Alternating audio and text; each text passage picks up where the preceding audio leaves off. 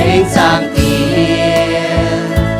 của quang hiệu nhị phú sư Giêsu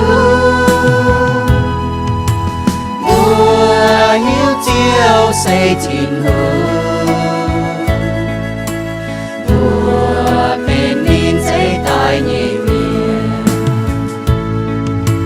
mùa trên nín to chia nín quay chiều kinh lòng nhớ ham pa miên nín chiều bùa chùa pa miên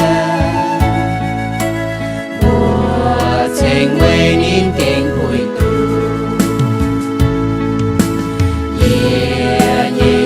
hỏi trên chiều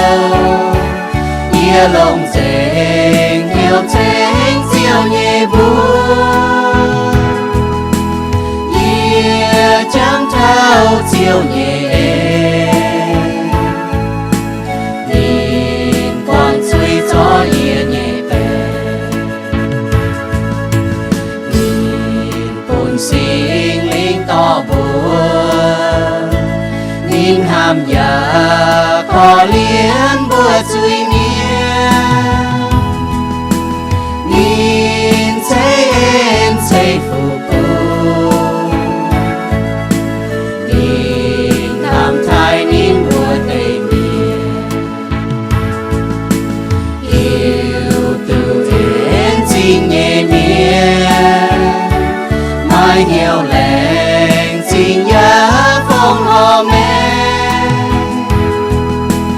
chiang với Giêsu Kitô